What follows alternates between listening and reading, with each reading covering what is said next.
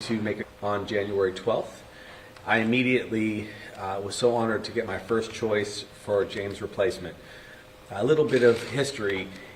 John, who I see as a brother, we've been working hand in hand for many years. When I first came in as a state representative in late 2004, John was leading the committee for then Chair Dennis Arakaki, the Health Committee. And so he was one of the very first people I ever met here at the Capitol. Just 2 years later, John ended up getting elected into that seat, and I was utterly grateful that I was able to become the health chairperson, and John accepted the role of vice chairman of that committee. And so we have been colleagues and friends for now going on 2 decades. When I was elected governor, we were hopeful that we could lure John into the administration, and so finally we see the right opportunity. Homelessness is, I'd say, our administration's most significant place of compassion work, and I can't imagine a better individual to take on the mantle from James Koshiba, who has set the stage incredibly well for us with the emergency proclamation on homelessness and the initiative that you'll start hearing a lot about, Community Kauhale. He set the stage wonderfully, and now we have John, who has these deep roots in the legislature to carry that mantle forward toward our goal of reducing unsheltered homelessness by half in our term. So that is why we were able to choose John. John has been a fierce advocate for people in need, whether it's been in the Health Committee, the Human Services Committee. He's been Vice Speaker of the House. His credentials are extraordinary. He also has been working with us already. He was one of the founding visionaries on what we called, before we even called them Kauhale, when we were talking about Ohana zones. I'll let him unpack that for you. So we were legislative colleagues working hand in hand on that before I moved to the administrative level. So we're really lucky to have John. We are keeping our team intact. We have a lot of support because a lot of projects are already going. As you know, we have goals to set up more than a dozen Kauhale in the coming year. And because John has been central to the appropriations for those projects, we kind of get an upper hand on the process. So again, we're grateful for James's service. It has been amazing. Some people ask why 1 year for James, and let me be direct.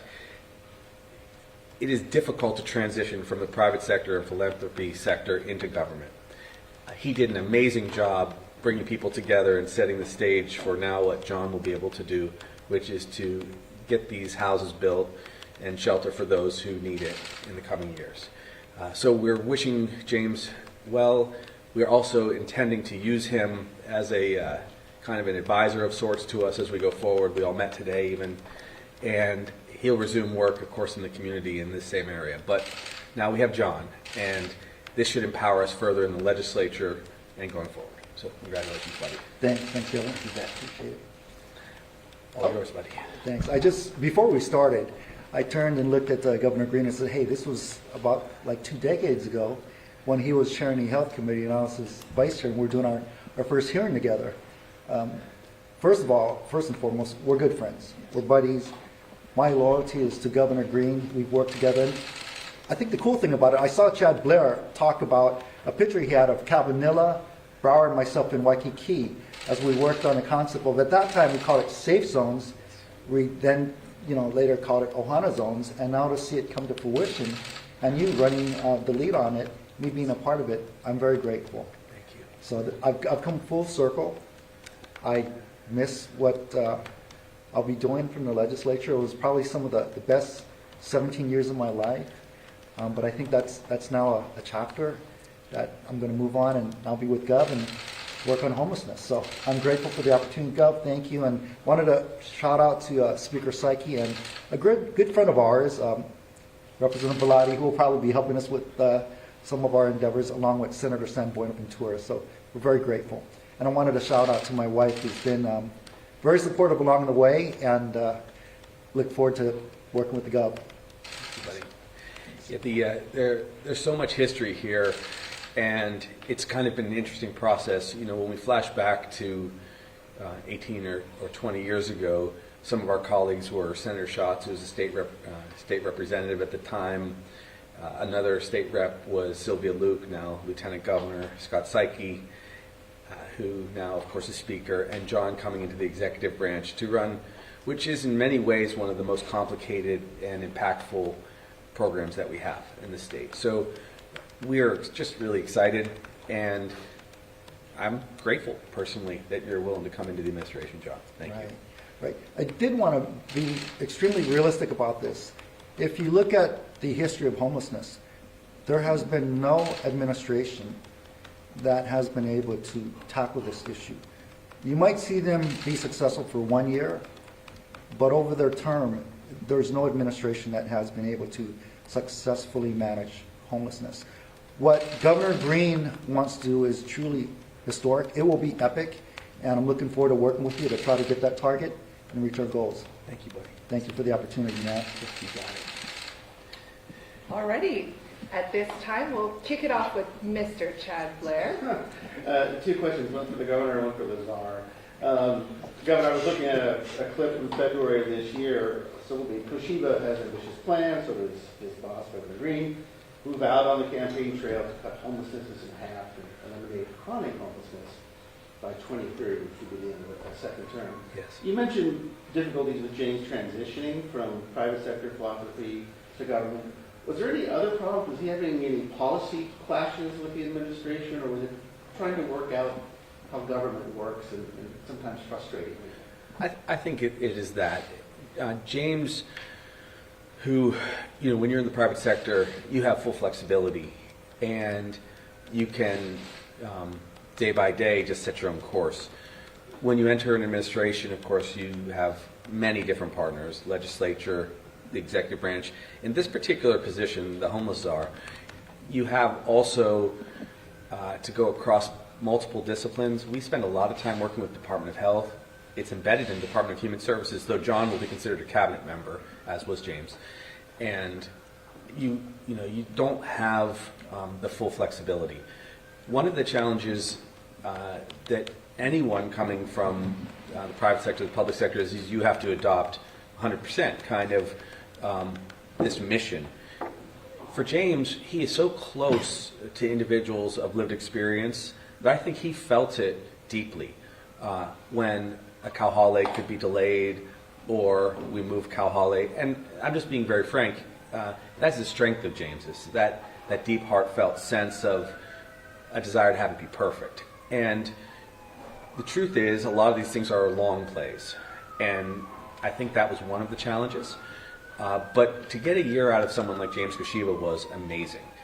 And I can't imagine a better person to have constructed the Emergency Homeless Proclamation and to move us into a place that I think is going to be Representative Mizuno, soon to be Director Mizuno's position, which is working with community Kauhale. John has already worked a lot with the church community. They are very likely going to be a signature part of Kauhale going forward. James helped set that up and into motion, but this is the expert here about organizing that part of the community. So that was a big part of my humble ask to John to come aboard. Okay, Senate confirmation required? No, I didn't think I so. don't think so at all, no. Resignation will be... Yes, I talked to Speaker about it. It's going to be January 2nd. That's going to be when I'm going to be officially hired, I believe. So Okay. January 2nd. And one final thing, clearly Kauhale is a focus. You have plans for this year. James is advising. Yes. Rep, in all your years, as you say, we go back at least 20 plus, what didn't work? What lesson have you learned just doesn't work when it comes to homelessness? Should lie dance, maybe? No. Very, very simple, very complicated issue. Simple answer. There's no secret sauce to homelessness. And I'll tell you why. If Texas, California, New York, or Florida had that recipe, it would be replicated throughout all the states, and homelessness will be no more. There is no secret sauce, first of all. Second of all, past administrations, old school, they were very, I guess, by the book dealing with homelessness. But our governor is thinking outside of the box, a completely different way that no other state or county has seen. And this is the way that I believe we are truly going to manage properly homelessness. Again, no other state has done this. No other administration has done this.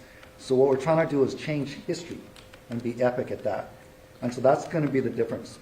We've got governor that's thinking outside the box. We've got people that are now buying into Ohana zones, kauhales, and knowing that we can save the state and the hospitals millions of dollars by reducing those emergency visits by what we call, and I apologize, but this is the name we gave them, frequent flyers. Many homeless that, for other reasons, mental condition, addiction, or both, will frequently go to the ER and cost the state and the hospitals millions of dollars. One thing John pointed out to me too, which I was grateful that he reminded me of, the 1115 waiver and the work that he's already done with our Department of Human Services because of his deep relationships going back with Judy Moore Peterson. That's an asset to us because that's the real financial mechanism by which we're allowed to move some resources from traditional Medicaid services into housing, something that John and I have been, when he says, by the book, we kind of threw some of the books out and have been writing new books, and this is one of those chapters.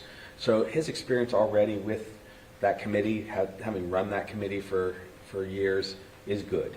The Health and Human Services space is so central to these plans. So it'll be interesting. It really, we're using the book metaphor quite a lot today, but this is a new chapter.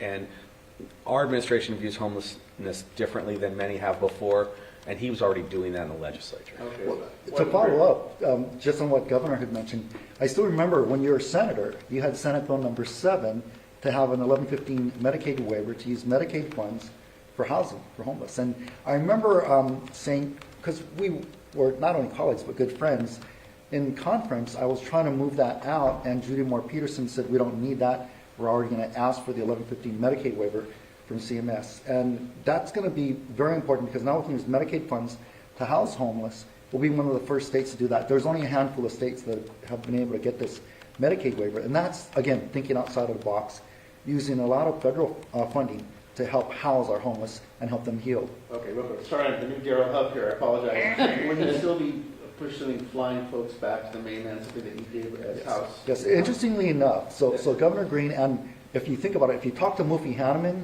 and IHS, Connie Mitchell, that has been very successful in saving the state millions of dollars.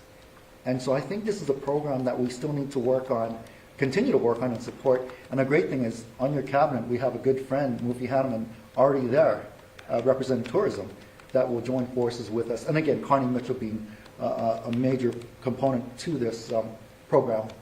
One of the, in addition to that, so it was interesting because John really went out on a limb with that bill, and the idea of reuniting homeless individuals who have family members back, that's kind of back in the mainland, that's something that we have been particularly supportive of, just like circumstances in which someone has their family here, and if they can be reabsorbed into the family, we've always been willing to work to accept them. So now it's a national system, interestingly, but I like people who take initiative.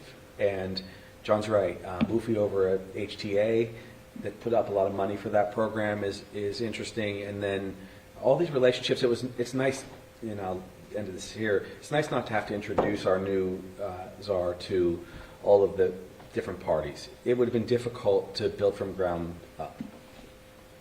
Cliff? Thank you. Oh, Thank you, guys. Anyone else? You got it? Yeah, on the departure of James Koshiba after only 1 year, was this something that the administration expected, or did this come sort of sooner than maybe was anticipated?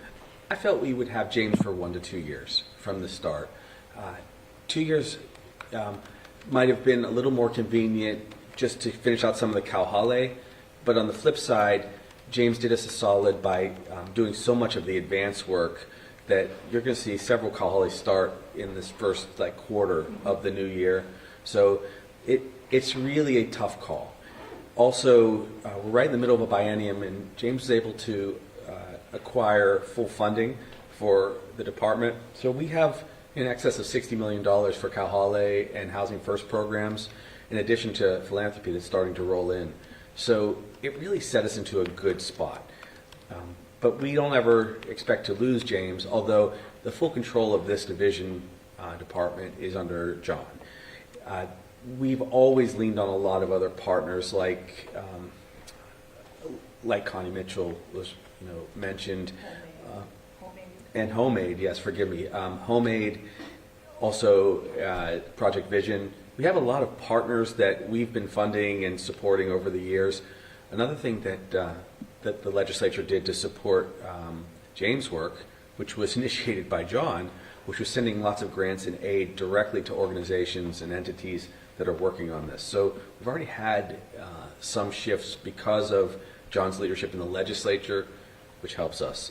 But you know, the bulk of our cabinet came from other government experience, and a couple people which have either transitioned out or didn't kind of make the cut weren't they were without government experience. So it's always hard to tell who's going to stick.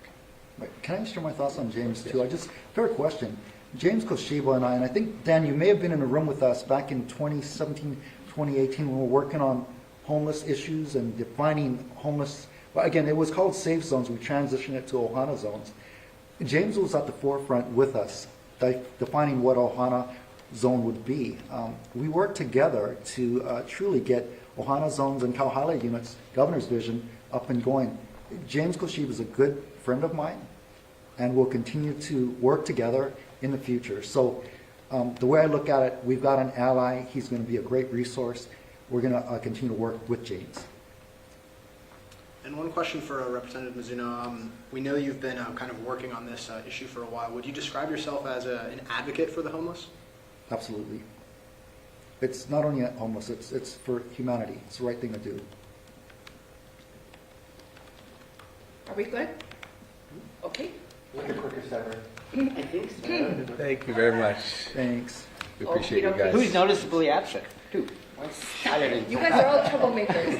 Do not go back and tell him about it. He's watching it all. He's watching it all. He is here. Okay, very cool. Thanks. In front of the mics. This one, who's